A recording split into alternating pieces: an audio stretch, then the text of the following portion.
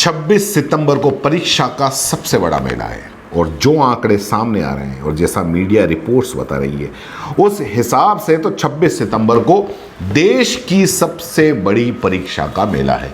एक ही दिन में करीब 16 से 17 लाख अभ्यर्थी शामिल होंगे और सबसे बड़ी बात यह कि लाखों अभ्यर्थी जिनका अलग अलग सेंटर पर नाम आया है वो 200 से 500 किलोमीटर दूर अभ्यर्थी जो जिनका सेंटर आया है उनको सफ़र करके और परीक्षा केंद्र तक जाना होगा। अब ऐसे में जिस तरह से प्रशासन की तैयारियां दिख रही हैं, क्या वो इतने लाखों अभ्यर्थियों को संभालने के लिए पर्याप्त हैं? एक ही दिन में लाखों लोगों की परीक्षा को आयोजित तो इन्होंने करवा दी, लेकिन क्या प्रशासन लाखों लोगों की सुविधा और सुरक्षा उनको दे पाएगी?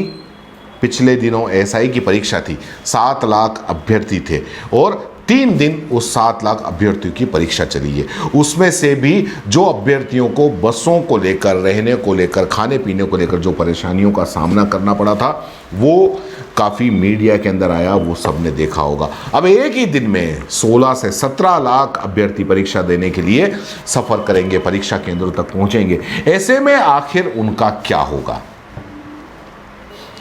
भास्कर के अंदर एक रिपोर्ट छपी है, उस हिसाब से अगर देखा जाए तो स्थिति बड़ी मुश्किलों वाली लग रही है। रोडवेज के पास 3000 बसें हैं, राजस्थान रोडवेज के पास 3000 बसें हैं और उसमें 1.5 लाख ही सफ़र कर सकते हैं ज़्यादा से ज़्यादा। बाकी के लोग अपने परीक्षा केंद्र तक, जिस शहर के अंदर उनका केंद्र आया है वहाँ पर कैसे जाएंगे कुछ पता नहीं। 20,000 निजी बसों की अगर व्यवस्था सरकार ने की है या सरकार कर सकती है पूरे राज्य में, तो ये कुछ हद तक ये व्यवस्था ठीक हो पाएगी। लेकिन क्या ये 20,000 व्यवस्थाओं की ऐसी व्यवस्था की है? ऐसी व्यवस्था शायद की हो, शायद नहीं, शायद पता नहीं।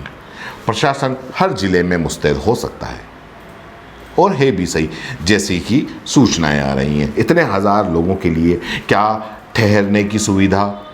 हर जिले में इतनी बसें अगर होंगी भी सही तो कहाँ खड़ी रहेंगी? क्या इसकी कोई जगह निर्धारित की है? क्या इसकी कोई सूचना कहीं जारी की है? कोई भी बस स्टैंड हो, चाहे पूरे राज्य का जो बड़े बड़े शहर हैं उनके बस स्टैंडों को छोड़ दो तो बाकी के जितने भी ज़िले हैं उनके बस स्टैंड अगर आप देख लो तो ज़्यादा से ज़्यादा 15 से 20 बसों से ज़्यादा कहीं भी खड़ी नहीं की जा सकती। अब ऐसे में कौन सी बस कहाँ से जाएगी, कहाँ से अभ्यर्थी जाएंगे, इन सब की सूचना हर ज़िले में होनी चाहिए। लेकिन क्या ऐसी व्यवस्था है? शायद नहीं। निजी बसों में अब कोई सीट नहीं है, अभ्यर्थी टैक्सी का जुगाड़ कर रहे हैं, एक छोटी गाड़ी जिसमें शेयर करके वो अपने परीक्षा केंद्र, अपने जिस शहर के अंदर आया है वहाँ तक चले जाएं। ये व्यवस्था तो खुद अभ्यर्थियों की हैं जो वो कर रहे हैं। लेकिन जिनके पास में इतना पैसा नहीं है जो टैक्सी करके जा सकें, वो क्या करेंगे? महिलाओं के सेंटर भी एक शहर से दूसरे शहर आए हैं।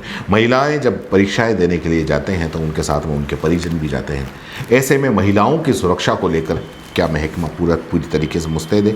ये सारी आशंकाएं हैं, ये सारे सवाल हैं। अगर व्यवस्था हुई तो बहुत अच्छी बात है, होनी भी चाहिए, क्योंकि अगर एक साथ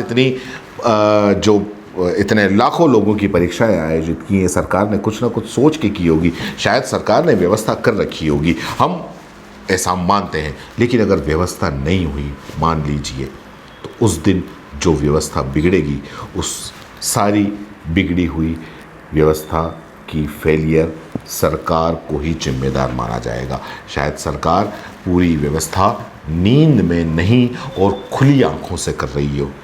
सरकार ने सारे बेरोज़गारों को भगवान के भरोसे न छोड़ा हो और हर मोर्चे पर मुस्तैदी से संभाल रही हो या संभाला हो, ऐसी हम आशा करते हैं। अब ये उसी दिन पता चलेगा।